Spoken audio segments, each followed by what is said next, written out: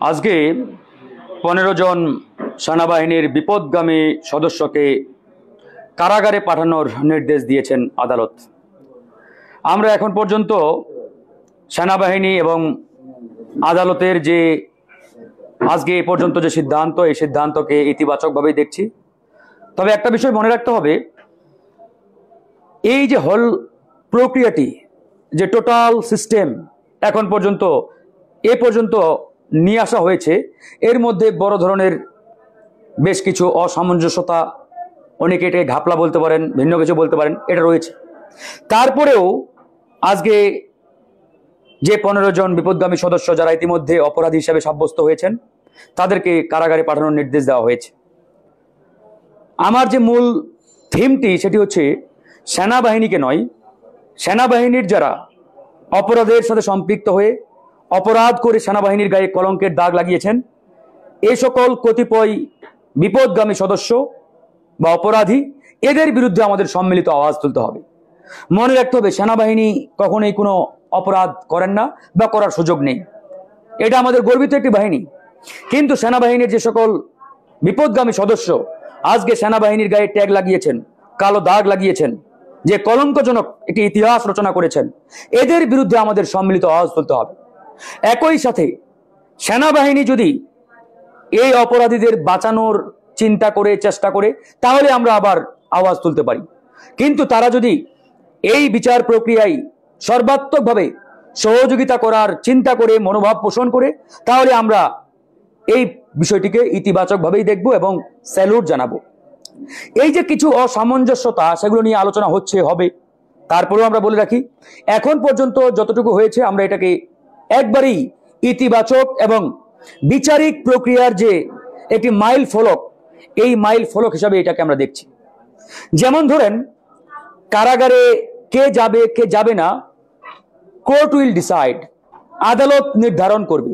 কোনো ব্যক্তি, প্রতিষ্ঠান, গোষ্ঠী এটা নির্ধারণ করার কোনো এখতিয়ার তাদের দেওয়া হয় নাই। এবং বাংলাদেশের যে বিদ্যমান আইন, সেটা আপনি পেনাল কোড বলেন, সিআরপিসি বলেন, স্পষ্ট করে এই আইনটি সেখানে কিন্তু লিপিবদ্ধ রয়েছে।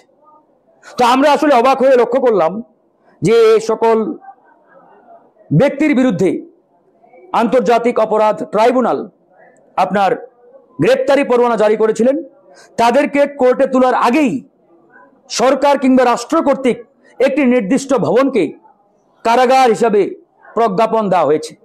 এটা আমি মনে করি বাংলাদেশের বিদ্যমান আইনের সাথে একবারেই সাংঘর্ষিক। একবারেই আদালত ডিফাইন করবে, নির্ধারণ করবে কে কোথায় থাকবে। আদালতের বাইরে অন্য কোনো ব্যক্তি, প্রতিষ্ঠান কিংবা সরকারের বিন্দু পরিমাণ কোনো এখতিয়ার নেই যে কাউকে কোথাও রাখার কিংবা রাখার বিষয়ে আপনার সিদ্ধান্ত দেওয়ার। এটা গেল আরেকটা বিষয়। আরেকটি বিষয় দেখেন, আমাদের পেনাল কোডে লেখা রয়েছে স্পষ্ট করে যে কোনো ব্যক্তি অপরাধী সাব্যস্ত হলে তাকে যদি পুলিশ কিংবা আইন শৃঙ্খলা বাহিনী গ্রেপ্তার করে বা আটক করে 24 ঘন্টার মধ্যে তাকে নিকটস্থ আদালত কিংবা ম্যাজিস্ট্রেটের সামনে হাজির করতে হবে। ইটস ল, এটা হচ্ছে আইন। কিন্তু এই জায়গায় আইনের ব্যত্যয় ঘটানো হয়েছে। প্রপারলি আইনকে অনুসরণ করে এই কাজগুলো করা হয় নাই। তো যাই হোক, আজকে আসামিদের নিয়ে আসা হয়েছে, কোর্টে তোলা হয়েছে, আবার কোর্ট তাদেরকে কারাগারে প্রেরণের নির্দেশ দিয়েছেন। এটাকে আমরা আসলে ইতিবাচকভাবেই দেখছি, পজিটিভলি দেখছি। আমরা আশা করি যারা বাংলাদেশের জনগণের বুকে গুলি চালিয়েছেন, গুম করেছেন, ক্রসফায়ার দিয়েছেন জনগণকে, এদের বিরুদ্ধে যাতে সুষ্ঠু বিচারের মাধ্যমে সর্বোচ্চ শাস্তি নিশ্চিত করা হয়। একই সাথে যারা আজকে অপরাধী হিসেবে সাব্যস্ত হয়েছেন, এদেরও ন্যায় বিচার পাওয়ার এখতিয়ার রয়েছে, অধিকার রয়েছে। ন্যায় বিচারের প্রশ্নে আমরা যাতে বিন্দু পরিমাণ এখানে কোনো কার্পণ্যতা না করি কিংবা আইনের ব্যত্যয় ঘটে এরকম কোনো কর্মকাণ্ড আমরা না দেখাই, না করি, এ বিষয়ে আমাদেরকে সোচ্চার থাকতে হবে, সচেতন থাকতে হবে এবং সজাগ থাকতে হবে। কোর্ট কিংবা আইন কালা কানুনকে কখনোই বাই ফোর্স কিংবা বাধা বিপত্তি সৃষ্টি করে ট্রায়াল সিস্টেমকে আমরা ডাইভার্ট করার চিন্তা করতে পারি না। এটা করলে বুমেরাং হয়ে যাবে। অনেকে আজকে বলা বলি করছেন বা বলার চেষ্টা করছেন যে আজকে যাদেরকে কারাগারে তোলা হলো, এটা তো বাই আপনার প্রসিডিউরাল যে সিস্টেম বা বাই যে ল, এই আইন অনুযায়ী তোলা হয় নাই। মানে গতকালকে আন্তর্জাতিক অপরাধ ট্রাইব্যুনালের চিফ প্রসিকিউটর তাজুল সাহেব এক প্রকারের একটা হুমকি দিয়েছেন, এটা আপনারা বলতে পারেন যে তিনি প্রকাশ্যেই বলেছেন, মিডিয়াতেই বলেছেন যে আগামী 24 ঘন্টার মধ্যে আসামিদেরকে কোর্টে না তোলা হলে পত্রিকায় বিজ্ঞপ্তি দেওয়া হবে। এই যে একটা ওয়ান কাইন্ড অফ থ্রেট, এই থ্রেট দেওয়ার পরেই কিন্তু তাদেরকে আজকে কারাগারে নিয়ে আসা হয়েছে।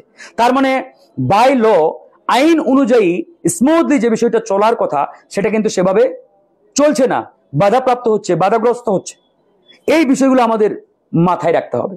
তো আমরা চাই যারা অপরাধ করেছেন, যারা আমার গর্বিত বাহিনী, আমাদের গর্বিত বাহিনী সেনাবাহিনীর গায়ে কলঙ্কের দাগ লাগিয়েছেন, এদের যাতে সর্বোচ্চ সাজা হয়, এদের যাতে সর্বোচ্চ শাস্তির আওতায় নিয়ে আসা হয়। একই সাথে যারা নিরপরাধ এরা যাতে ন্যায় বিচার পায়, জাস্টিস পায়, এটা আমরা সবসময় প্রত্যাশা করি। এবং এই যে বিচারিক প্রক্রিয়া শুরু হয়েছে, এই বিচারিক প্রক্রিয়া যাতে স্মুথলি চলে, শেষ পর্যন্ত চূড়ান্ত রায় হওয়ার আগ পর্যন্ত যাতে এই প্রক্রিয়াটা তারা সম্পূর্ণ করতে পারে, আদালত যাতে সুন্দরভাবে এই বিচারিক কার্যক্রম সম্পন্ন করতে পারে, এই বিষয়েও আমরা আদালতের প্রতি আহ্বান রাখবো। এবং আমরা যারা রাজনীতি করি আমাদের জায়গা থেকেও সর্বাত্মকভাবে সহযোগিতা থাকবে, কোঅপারেশন থাকবে।